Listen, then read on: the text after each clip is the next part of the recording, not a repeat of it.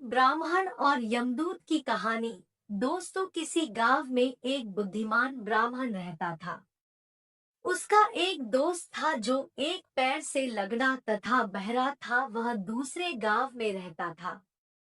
एक दिन वह ज्ञानी ब्राह्मण अपने बचपन के दोस्त से मिलने के लिए घर से निकला। उसके दोस्त का घर काफी दूर था। वह ब्राह्मण रास्ते में जा ही रहा था कि उसे अचानक एक हष्ट-पुष्ट आदमी दिखाई दिया। वह भी उस ब्राह्मण के साथ चलने लगा तो वह ब्राह्मण उस मनुष्य का नाम पूछता है, तो वह अपना नाम महाकाल बताता है। वह ब्राह्मण भी सोचने लगा कि मुझे भी काफी लंबा जाना है, चलो एक साथ मिल गया जिससे रास्ता आसानी से कट जाएगा। अब ब्राह्मण और महाकाल दोनों साथ साथ चल रहे थे कि अचानक एक गांव आ गया। तब महाकाल ने उस ब्राह्मण से कहा कि तुम चलो और मुझे इस गांव में थोड़ा काम है, मैं अभी आ रहा हूँ। थोड़ी ही देर में उसी गांव में एक भैंस ने एक आदमी को लात मार दी। थोड़ी ही देर में महाकाल उस ब्राह्मण के पास आ गया और बोला कि चलो। फिर वह ब्राह्मण उस महाकाल के साथ चलने लगा। थोड़ी दूर जाने पर फिर एक गांव आया तो महाकाल उस ब्राह्मण से बोला कि मुझे इस गांव में थोड़ा काम है, मैं अभी आ रहा हूँ। थोड़ी ही देर में उस गांव में आग लग गई। वह ब्राह्मण सोचने लगा कि यह आदमी जहां जहां जाता है तो वहां पर कोई न कोई घटना जरूर घटती है। आता वह ब्राह्मण महाकाल से पूछ लिया कि भाई तुम कौन हो। ब्राह्मण की बात सुनकर महाकाल बोला कि मैं यमदूत हूँ। मनुष्यों के प्राण हरण करना मेरा काम है। उसके बाद ब्राह्मण महाकाल से पूछा कि तुम यमदूत हो तो ये बताओ कि अगली मृत्यु किसकी होने वाली है।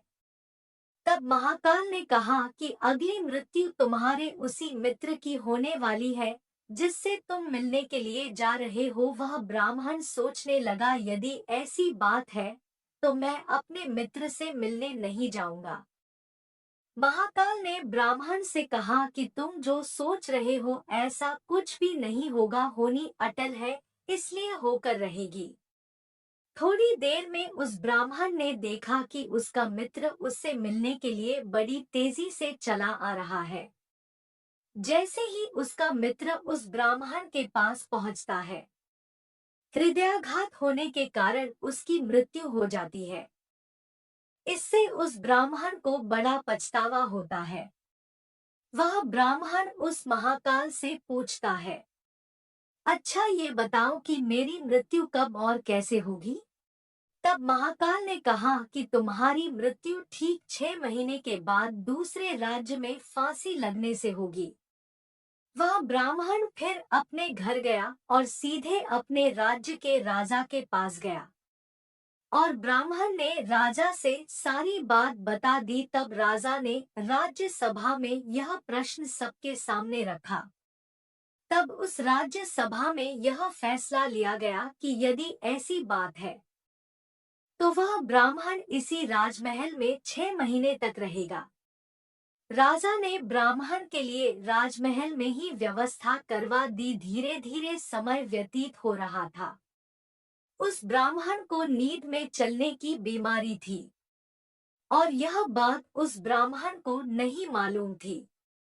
जिस दिन उसकी मृत्यु होने वाली थी उसी रात्रि को ही वह ब्राह्मण राजमहल से निकलकर दूसरे राज्य के राजमहल में जाकर राजा के शयन कक्ष में राजा और रानी दोनों के बीच में जाकर सो गया। सुबह जब राजा उठा तो उस ब्राह्मण को अपने शयन कक्ष में देखकर बहुत क्रोधित हुआ और उस ब्राह्मण को फांसी की सजा सुना दी। तब वह ब्राह्मण उस राजा से सारी कहानी सुना डाली, जिसको सुनकर वह राजा अपना एक गुप्तचर अपने पड़ोसी राज्य के राजा के पास भेजकर सारी जानकारी ले ली। जिसको सुनकर वह राजा अपने फैसले पर बहुत पछता रहा था। लेकिन उस राज्य का एक नियम था कि एक बार राजा जो सजा सुना दे फिर चाहकर भी उसे नहीं बदल सकता।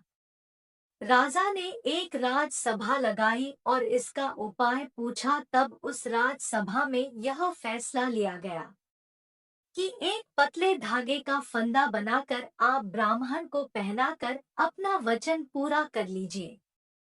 फंदा पतला होने के कारण ब्राह्मण की मृत्यु भी नहीं होगी और आपके फैसले की लाज भी बच जाएगी। तब एक पतले पतले धागे से फांसी का फंदा बनाया गया और उसके अगले दिन ब्राह्मण के गले में डाल दिया गया और फंदे को खींच दिया गया। सभी ने यह सोचा था कि ब्राह्मण को कुछ नहीं होगा, लेकिन उस पतले धागे की वजह से उस ब्राह्मण का गला कट गया और खून तेजी से निकलने लगा। ज्यादा खून बह जाने की वजह से उस ब्राह्मण की मृत्यु हो गई। शिक्षा दोस्तों, हमारे भाग्य में जो लिखा होता है वो हर हाल में होकर ही रहता है। उसे बदला या काटा नहीं जा सकता है। उस ब्राह्मण ने अपने बचने के कितने उपाय किए, लेकिन मृत्यु के आने पर कोई उपाय काम न आया तथा उसकी मृत्यु हो ही गई।